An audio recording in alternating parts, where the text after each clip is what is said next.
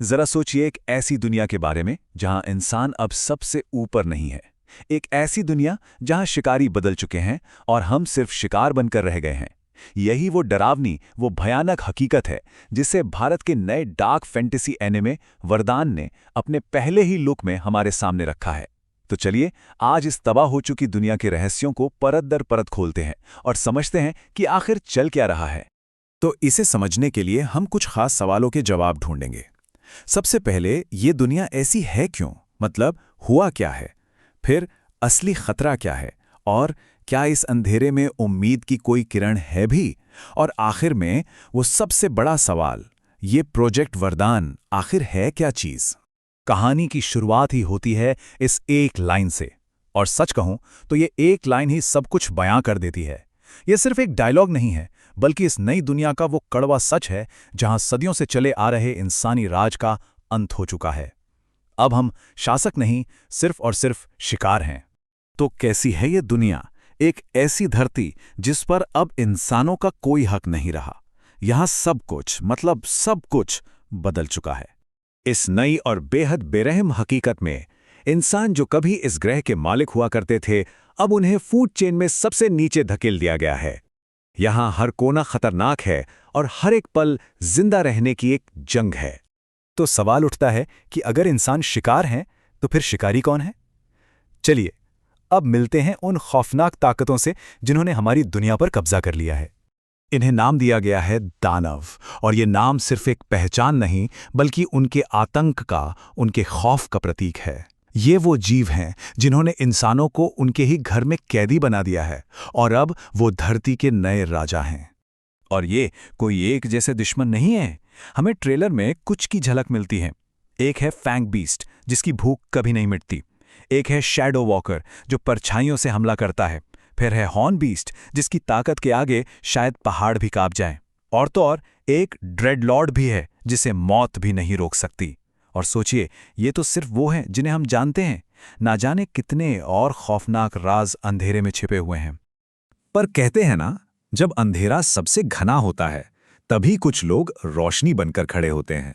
तो अब बात करते हैं इंसानियत की आखिरी उम्मीद की। वो लोग जो अब शिकारियों का ही शिकार करते हैं।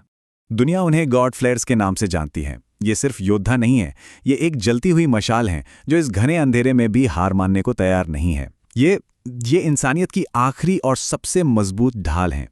तो अब इस दुनिया में एक नई फूड चेन बन चुकी है।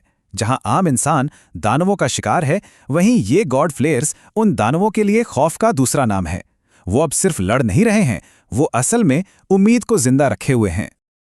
ये लाइन ये गॉड फ्लेयर्स के मकसद को बहुत खूबसूरती से बयां करती है। देखिए, उनकी लड़ाई सिर्फ दानवों से नहीं है, बल्कि उस डर से भी है जो इंसानियत को कमजोर बनाता है। उनका हर वार एक दानव को तो गिराता ही है, साथ ही इंसानों के दिल से खौफ का एक टुकड़ा भी निकाल फेंकता है। लेकिन अब हालात एक ऐसे मोड़ पर आ चुके हैं जहां सिर्फ लड़ना काफी नहीं है। अब वक्त आ गया है एक आखिरी, सबसे खतरनाक मिशन का। एक ऐसा आदेश जो या तो सब कुछ बचा लेगा या फिर सब कुछ तबाह कर देगा। लेकिन यह मिशन शुरू ही क्यों हुआ? क्योंकि इंसानियत के जो आखिरी सुरक्षित ठिकाने थे, जिन्हें अपर जोन्स कहा गया है, वो तीनों तबाह हो चुके हैं। इसका मतलब अब पीछे हटने का कोई रास्ता नहीं बचा। ये उनकी आखिरी जंग है, करो या मरो वाली। और इसी तबाही के साथ वॉर प्रोटोकॉल एक्टिवेट कर दिया जाता है। हर एक गॉड फ्लेयर को जंग के लिए तैयार किया जाता है। और आदेश बिल्कुल साफ है, दानवों की पूरी नस्ल को इस धरती से मिटा दो। ये कोई बचाव की लड़ाई नहीं, ये एक संपूर्ण विनाश का ऐलान है। इस मिशन के 3 मेन टारगेट्स हैं। पहला, अंडमान एंड निकोबार के रहस्य को सुलझाना। आखिर वहां ऐसा क्या छिपा है? दूसरा, दानवों की पूरी प्रजाति को जड़ से खत्म करना। और तीसरा, उन्हें नरक का वो रास्ता दिखाना जहां से वो कभी वापस ना आ सकें। यह सिर्फ जंग नहीं, यह हिसाब बराबर करने का वक्त है। और ठीक इसी पल, जब विनाश का ये क्रूर आदेश दिया जाता है, तभी कहानी के सबसे बड़े रहस्य का जिक्र होता है। एक नाम जो सब कुछ बदल सकता है, प्रोजेक्ट वरदान। सोचिए जरा, सब कुछ खत्म कर देने के इस आदेश के बीच में एक नाम उम्मीद की तरह गूंजता है, प्रोजेक्ट वरदान। पर इस नरसंहार के बीच एक वरदान का क्या काम हो सकता है? ये कोई उम्मीद है या फिर कोई बहुत बड़ा धोखा? और बात यहीं पर और ज्यादा दिलचस्प हो जाती है। वरदान का मतलब होता है कोई आशीर्वाद, कोई दिव्य भेंट, एक ऐसा मिशन जिसका मकसद पूरी की पूरी नस्ल को मिटाना हो। उसका नाम आशीर्वाद या वरदान क्यों रखा गया है? ये जो विरोधाभास है ना, यही कहानी का सबसे बड़ा सवाल है। और फिर ट्रेलर की ये लाइन इस रहस्य पर से थोड़ा पर्दा हटाती है। ये शक्ति नहीं, ये वरदान है। इससे एक बात तो साफ है कि ये वरदान कोई आम हथियार या कोई टेक्नोलॉजी नहीं है। ये कुछ और है, शायद कोई दिव्य शक्ति। पर कैसी शक्ति?